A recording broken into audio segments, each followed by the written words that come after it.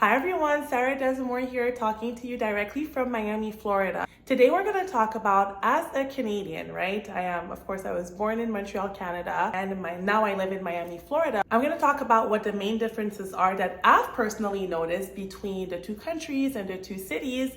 And I think this video is going to be useful for anyone thinking about moving to Miami, Florida. Okay, we're going to talk about the food, the education, the culture, the nightlife, all of the juicy things. So this video would be useful if whether you're living in Canada, thinking about moving to Miami, Florida, or if maybe you're living in California or New York, any of those like high state taxes. I think those are going to be really useful for you guys, especially coming from a city or a country where it's cold, moving into warmer weather. What are the differences? All right, guys, just to give you a little bit of background, I was born and raised in Montreal, Canada. English is actually my third language. My mother tongue is French. Then I learned Creole because I'm of Haitian descent. And by living in Miami, I had to learn Spanish. So just to give you a little bit of background. So when you live in Miami, you almost have no choice to learn Spanish, right? The area I live in currently is called Brickell, but I've lived in different areas. So we'll touch on all of the things that I've noticed. When I first moved to Miami full time, I was culture shocked. When you come to Miami on vacation, it's one thing, but when you actually live there, it's a whole different story. Those were my expectations, and that's what reality was. Especially when it came to the nightlife, especially when it came to making friends. And okay, we'll talk about all of that during this video. Okay, let's talk about the weather in Miami. I think that's one of the things that people love the most whenever they come here. The fact that we have summer all year long. However, I am going to tell you in Miami, it's not just summer. It's literally summer and humidity. The cool thing about having summer all year long is that I can go on long walks all the time. Yesterday, matter of fact, I went for an hour and a half walk with my daughter to Brickell Key. It was pretty cool. And it's easier to plan outdoor activities when you have summer all the time, right? However, not that there's a downside to it, but you do have to remember that. So usually when you live in climate that is cold, summer is usually the best time because in summer is when it gets warm. It's when you can go out to the pool. However, in Miami, summer is usually the worst time. At first, when I moved here, I was like, how come everyone leaves in summer? Like, how come nobody's here? I'm trying to call people, no one's picking up. Everyone's in Europe, everyone's in New York. It's because summer here is so humid and it rains all the time. So it's not the ideal time to be in Miami, especially if you have hair like mine that I don't want any frizz in my hair. And plus, I play tennis all summer. Tennis would be canceled like half the time because of the rain, right? So that's one thing to keep in mind in Miami is that, summer there's a lot of humidity. So one of the things that I found useful with that is, planning some vacation out of the country in summer. And also what's really cool about living in a condo, which is where I live right now, I have indoor parking. And when it rains a lot. Having an interior parking is really useful because I just, I drive in the rain, I park my car inside of the interior parking, and then I just take the elevator to my apartment. I don't get wet at all. It's pretty cool.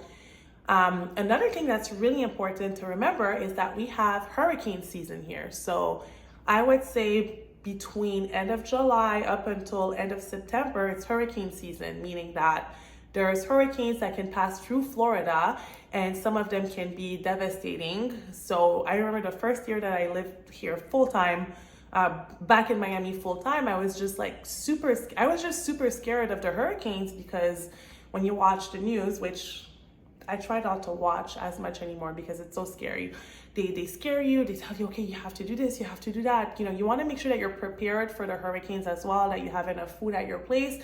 And most importantly, you want to make sure that wherever it is that you live, that you're prepared for the hurricane in terms of protection. When you live in a condo, again, you have high impact windows, you have hurricane protection, but even if you live in a house, you want to make sure that there's either hurricane shutters or hurricane proof windows and whatnot, and that you have enough supplies at your house for the hurricane. Or you can do like other people and just leave town during the hurricanes. And again, with the weather, some of the best times to come to Miami, Florida, and that's actually when a lot of the weddings are happening because there's less rain, are between October and April, which is what I also like to call the snowbird season, because so many snowbirds come during that time. You know, people that live in cold climate that just come to Florida for the winter. So yeah, between October and April are the best times if you want to do photo shoots, if you want to have a wedding, if you want to have an event in Florida. That's when there's still rain sometimes, but not as much as in summer. Okay, now let's talk about the food, which is one of my favorite things.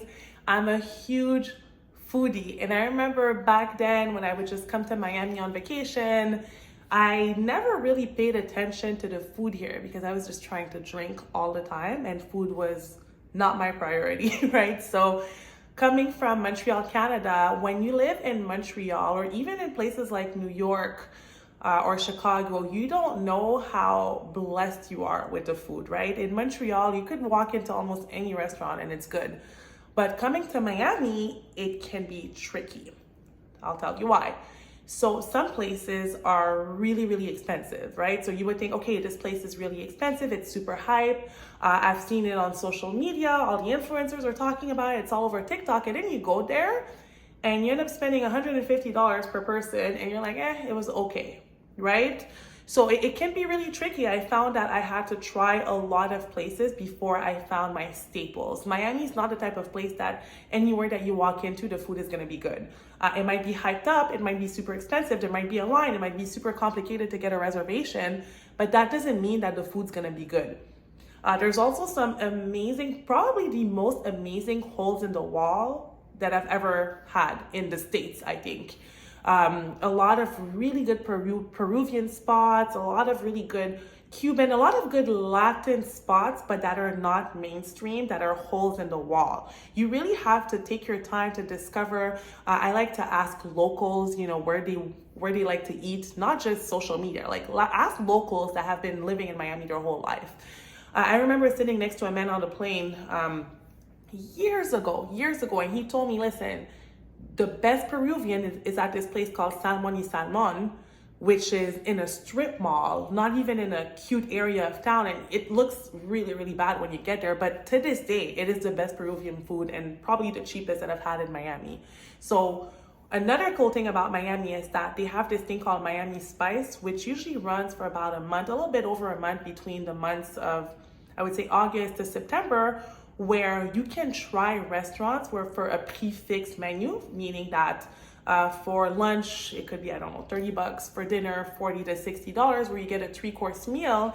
And a lot of times these restaurants are restaurants that are usually way more expensive and you get to try them. That way, when you have to spend a little bit more money on a restaurant, you'll know which ones are worth it, which ones are not. So that's one thing I found that I had to really do research on. Another thing with restaurants that I found completely different than Canada is that brunch and breakfast spots are not a thing here. So let me give you guys an example. In Montreal, and I know that a lot of places are like that in Toronto as well, brunch is not only on weekends. You can go to a spot for brunch during the week. Like there's a lot of brunch spots. In Montreal, we have Allô Mon Coco, which is an awesome chain. You just have a bunch of little restaurants that are more breakfast oriented where you don't have to go there on the weekends. So in Miami, you don't have a lot of that. Of course, you do have a couple of restaurants that do offer breakfast, but it's not like a brunch, right? Like a whole menu of that's brunch. It's more like a small breakfast option, right? I was looking for brunch spots during the week here and I found it a little bit more difficult. Of course, the breakfast here is really good. The Cuban breakfast is always super, super good. There's a lot of really cool cafes, but in terms of brunch spots or places that focus on brunch, let's say, it's more on the weekends, like Saturdays and Sundays. Actually, one of my favorite places for brunch is at the Biltmore Hotel. It's more expensive. I think it's $90 now, if not more, but you get a whole, brunch buffet, unlimited mimosas and whatnot. So that was a big difference for me. And when it comes to poutine, I found a couple of places that have poutine. Moxie's in Brickell has a really good poutine, or, usually I just do it at home. Another thing that I noticed about the food, so I live in Miami-Dade County. A lot of the Caribbean food, so I'm Caribbean, I'm Haitian. A lot of the Caribbean food, it's harder to find when you live in the center, like in Brickell, or if you live in the Gables, you're not gonna find a Haitian restaurant. You have to go to Little Haiti, But if you're Trini, for example, or if you're Jamaican, I found that there's way more spots in Broward County, which is by Fort Lauderdale.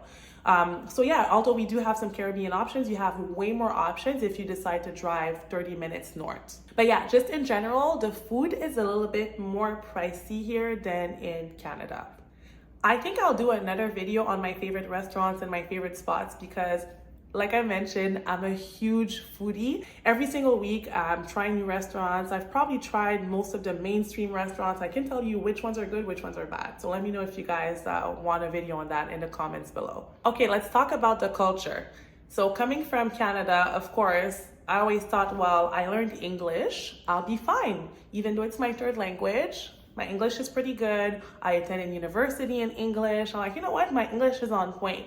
Coming to Miami, I feel like I had to learn Spanish because, and then again, I mean people that have been living in Miami their whole lives and don't speak Spanish at all, totally fine for them. But I found that learning Spanish has just made things much easier for me. A lot of people don't speak good English or don't speak English at all. There are certain neighborhoods that you go to that there's literally no English. Even if you ask a question in English, people will look at you like, because it's mostly Spanish. For example, La Havana, if you go to some areas of Doral, even at one point I lived in Coral Gables, and some parts of Coral Gables are very, very, very Spanish. So I felt like, okay, I need to get better in Spanish. I had learned it in high school, and coming here just encouraged me to get way better because especially workers, right? Let's say you get a plumber or you get a cleaning lady or whatnot. Most of the times they don't really speak English. It's rare to find one that speaks English. When you do, great, but most of them don't speak like either English or good English. So yeah, Spanish is a thing here. Culturally, it's very, very Latin, but there's also a lot of Caribbean people. What I found really cool also is that because I want my daughter to keep French as a language, right? Because I speak French with her at home, I found that there's a lot of schools that offer French, either public schools or even some private schools that offer different languages, which I think is pretty cool because it just adds to the culture. And, you know, in terms of cultural events, there's always things happening. The Perez Art Museum has amazing things for Black History Month. You have Latin Heritage Month. You have Greek events. You just have so many different things happening depending on the culture that you're in. For example, I don't know why, but I ended up having a lot of Colombian friends.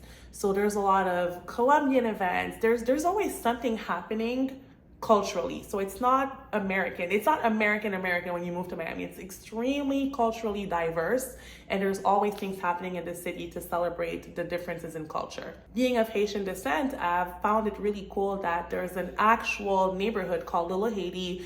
There's a Little Haiti Cultural Center. There's always things going on in my Haitian culture that in Montreal we didn't have. Of course, in summer in Montreal, you have Festival Nuit d'Afrique, which is the African Nights Festival, where there's some events.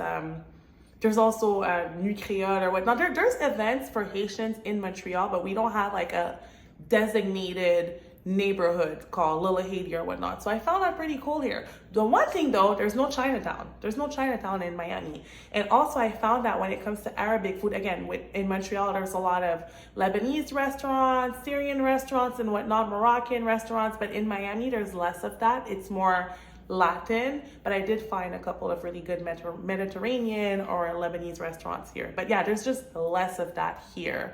You have more Latin stuff. If you go more towards Sunny Isles, you'll find more Russian. So you have just different cultures scattered around all of Miami, and I think that's pretty cool. Okay, let's talk about the education, not just in Miami, but in the States in general compared to Canada.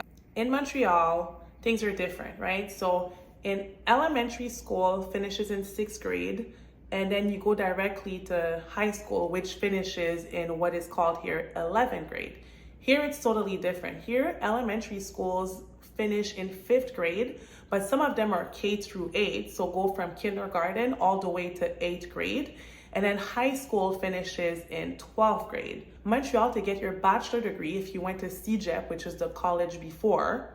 So Montreal, after your 11th grade you go to CEGEP for 2 years for a pre-university program, or 3 years if you want to do a technical program. And if you did a pre-university program, you go to university for 3 years, right? Here it's different. You finish in 12th grade, then you go straight to university for 4 years. University here is expensive. It's extremely, extremely expensive, especially if you go to a private university like University of Miami or whatnot. In Montreal, from what I remember, university was like $4,000 a year with the books, like around that price. It's not that expensive if you're Canadian. And if you're from outside of Canada, it's still less expensive. And if you're not from Canada and you decide to go to college in Canada, it's still less expensive than the US from what I know. So yeah, it's expensive. You know, I see people here that are 150K, 200K in debt because of college, and they have student loans. And sometimes I look at it and some of the student loans are equivalent of a mortgage. It's crazy. And like I mentioned before, some schools offer different language and international studies programs, which I think is really cool. And also another thing that I noticed in comparison to Canada, for example, there's a bigger focus on sports here. Sports is huge. It's like it takes over people's lives. I mean, I played sports growing up, but here it's really, really, really intense. I mean, even in high school, there's sports study programs. Like kids start playing sports here when they're 3 years old, and the parents are like super involved. And there's days that, you know, I see parents that every day they're at their kids' sports practice. Like sports is a huge thing. And I do think one of the reasons why sports may be a huge thing here is especially because it's a way for you to go to college by getting a scholarship, right? But I just think Americans in general are really more into sports than Canadians. Like Montreal, yeah, we love hockey, we love our soccer, but we're not that into sports like that, especially with our kids when they're young. Like that's not what I've seen anyways when I was there. So another thing that I noticed, speaking about the involvement in sports, so I have a lot of friends in Montreal, I have a lot of friends in Toronto and different parts of Canada, and the way that the parents are involved in school, it's completely different in the States compared to Canada. My friends in Canada are not in a group chat with all of the parents and talking every day and planning things and doing breakfast and doing this and doing that all the time. You know, there's a bigger parent involvement in the States, which I'm still to wrap my head around. I don't really know. I think it's a culture thing. I just think it's different here. Whereas I feel like in Canada, we just send our kids to school and they're going to school. Of course, we're there to help them with their homework and whatnot, but we're not like super, super involved in the school and in the activities and whatnot. And I went to both public and private schools, you know, in Canada, and I've seen here, you know, I've seen the difference here. People are just really, really, really, really involved. Like PTAs, it's not even PTA, it's literally like all the parents are super into their kids' school and what's going on and the teachers and the homework and this and that. Whereas my mentality is more like, well, I'm sending her to school. She can figure things out. If she needs help, she'll let me know, right? I don't get too involved. I still have the Canadian mentality when it comes to that. Again, that's my opinion. That's how I operate, but that's just an observation. Okay, driving in Miami.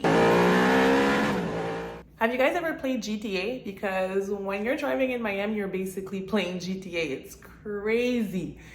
Just to give you an example, if you're driving on the highway and you put your signal to switch lanes, they're not gonna let you switch lanes. But if you don't put your signal and you just go, it's not a problem, right?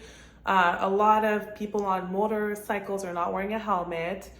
People drive fast. I've seen accidents that I've never seen before, like cars completely flipped, not even on the highway, just on the main road, right? Like, how did that happen?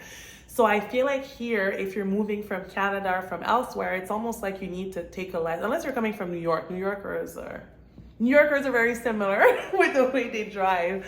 But I always say it's almost as if you're living in a third world country with no rules or anything like that. Yeah, the driving here is insane. There's a lot of traffic in Miami, just in general, because there's so many cars, there's so many people here. You have to plan your day according to the traffic. And traffic is not just during rush hours. Sometimes out of nowhere, there's gonna be traffic at noon, at 1, at 2 p.m. It's wild.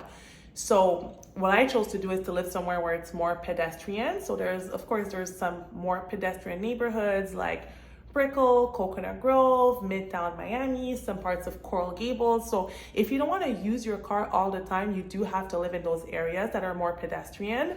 If not, even if you live just a little bit outside of these areas, you're going to be expecting to drive all the time. Even if you want to go to Starbucks, if you want to go to the store, wherever it is that you want to go, you're most likely going to have to drive. That was a culture shock for me, just because I'm used to taking public transit a lot. And, in Miami, public transit is not as popular. And also, you don't find the most efficient public transit outside of the main downtown areas. For example, we have something called a Metro Mover, which is free, like a free little train that goes around downtown, which is great. I use it all the time. I'm going to the Drake show pretty soon, so I'm going to take that to go to the Drake show. But if you live outside of Brickell or outside of those areas, you don't really have a solution in terms of public transit. People don't really take the bus here. It's not super efficient. We do have the Metro Rail, which I also take, but again, it's not, the schedule kind of sucks outside of rush hour. It's just not the most efficient public transit system. So if you're moving here, expect to be driving a lot if you're not living in those, in the central areas. And when I say driving a lot, even if you live like 3-4 miles away from where you're going, with the traffic, it can take you over half an hour to go just because of the traffic. So keep that in mind. Okay, cost of living and housing. So, oh my God, there's so much I could say about this. I think I should do like a whole video about this. Compared to Canada, I find that the cost of living here is a little bit less for certain things, right? I feel like groceries are cheaper here for certain things. Of course, if I'm trying to buy an apple here, the apple's $5, but if I want to buy a mango, the mango's $1, right? It depends on the fruit and vegetables. But I find that Amazon is cheaper here.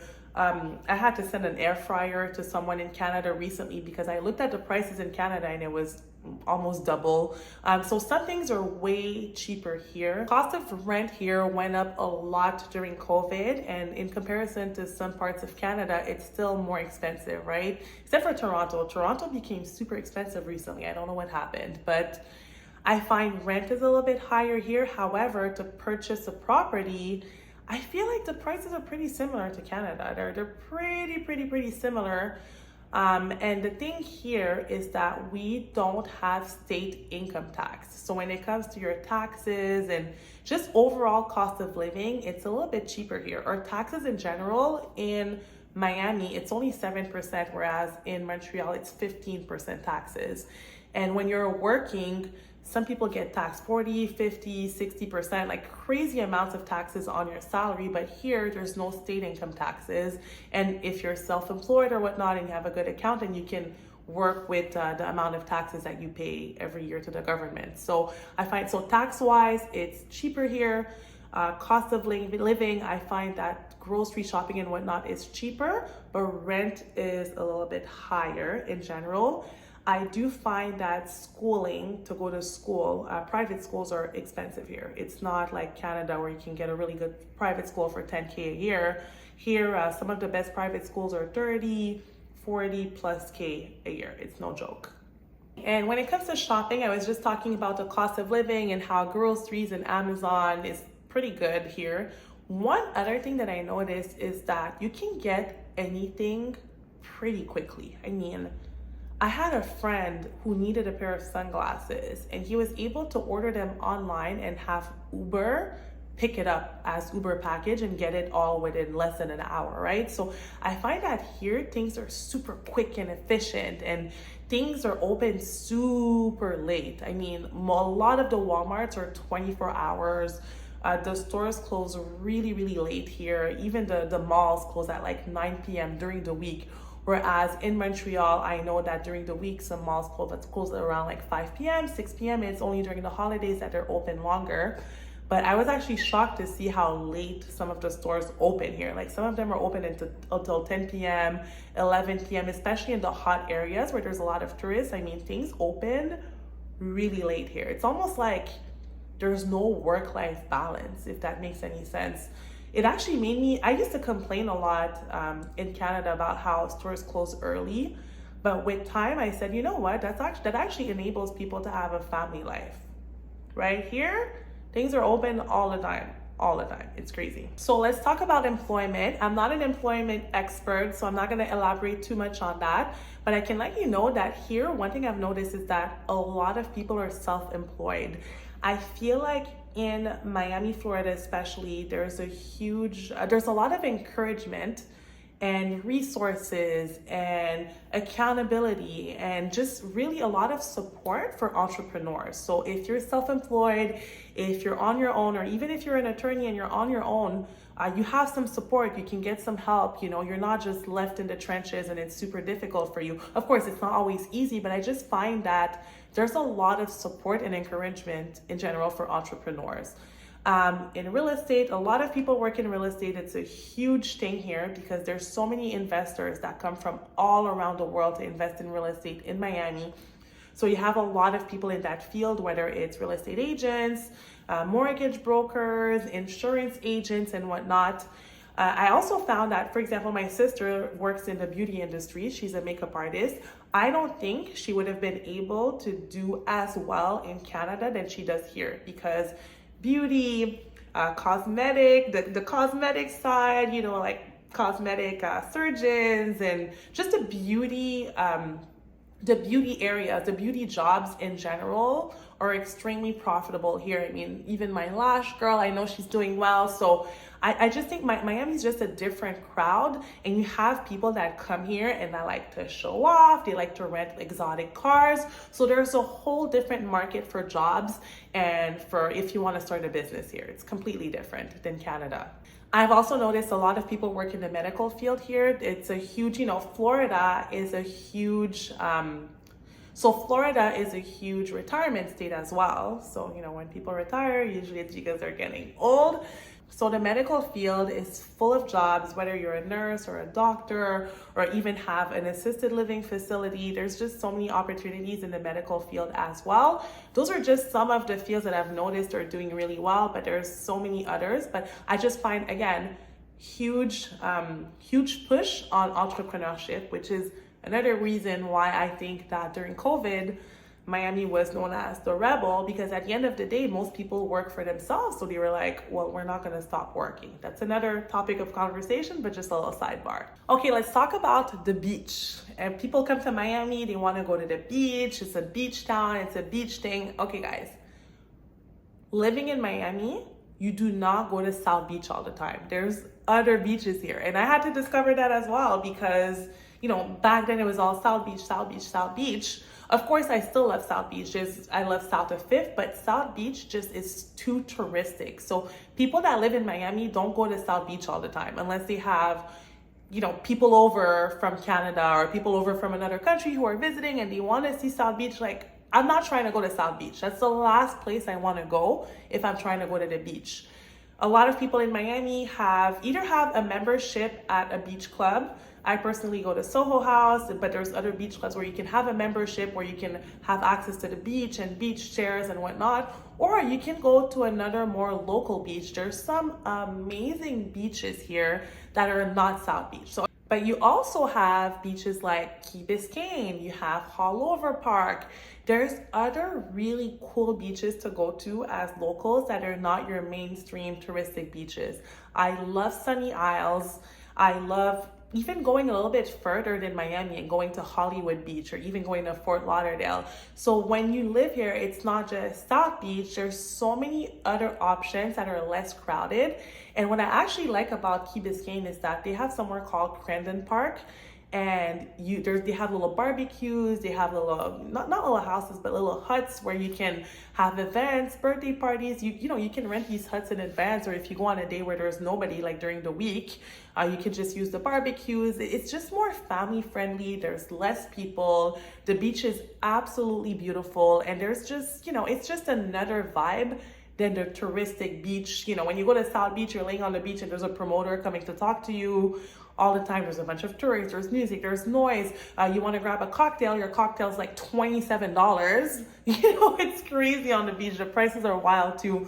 But yeah, if you're coming to Miami and you want to go to the beach, just go to a more local one. Go to a more low-key one just to make a change. Unless, of course, you want the hype of South Beach, which I can't even tell you when's the last time I went to the touristic part of South Beach. It's probably like, I don't know, 10 years ago. I don't know. It's crazy. All right, let's talk about the nightlife, which is completely wild. Just to give you guys a little story, I remember I was gonna go out with friends and they told me, hey girl, we'll text you when we're leaving to go to the club. So I see that 11 p.m. passes, midnight passes, and I'm already starting to get excited because I didn't really want to go. And I'm like, okay, maybe they canceled it and it's not happening. 1 a.m. Okay, girl, we're about to go. Yeah, people here go out super, super late. Even getting a reservation at Carbone, like Drake says, some of the reservations were at 10 p.m. or 11 p.m. And I was like, that's kind of late. But guess what? That's when it's packed. Like if you go there at 8 p.m., there's not that many people. People eat late here. They go out late here. Some clubs are even 24/7. There's a club called Space. You actually go to Space at 4 a.m. if you're trying to see. I remember going to see Disclosure at Space, and they started playing around 3 a.m. It was crazy. The funniest is when I go to the gym in the morning and I'm running into people that are leaving the club. That happens probably half the time, right? I'm walking to the gym like that, and I see people just walking out of the club like that. And if you're around downtown and people are leaving the club Space, we call them space zombies. Every single day there's something going on. You want to go out on a Monday? No problem. You want to go out on a Wednesday? No problem. There's something going on that day. It's wild. They say New York is a city that never sleeps. I think Miami is another city that never sleeps. You know, coming from Montreal where the clubs close at 3 a.m. and they start playing Killing Me Softly at 2:45 and they turn on the lights to tell people, okay, go. Usually the clubs in Miami, they start getting fun around 2 a.m. Oh yeah, and it's a thing here to go to the strip club. I mean, Club 11 is one of the biggest clubs in the world. It's basically a strip club. People will go to the restaurant really late, and after that you would think they're going to a club, but no, they're going to a strip club. Some people 1 a.m., 2 a.m., and they're hungry. You know, let's say they went out to a bar before, whatever, and they're hungry. Where are they gonna go eat? They're gonna go eat at the strip club. And you guys will never believe it, but the food at the strip clubs is pretty good. I mean, the lemon pepper wings at Tootsie's, 10 out of 10. So yeah, hanging out at the strip club, going to the strip club here is a thing. It's like an activity that people do together, which, you know, is not the case in Canada.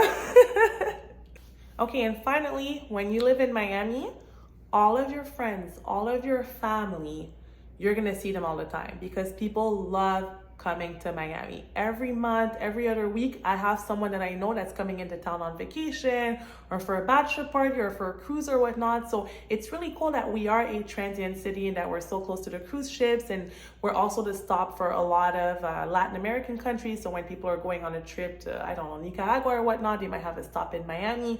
So it's pretty cool. I get to see my friends and my family all the time without leaving my house. So if you guys learned anything new and like this video, make sure that you like and subscribe for more.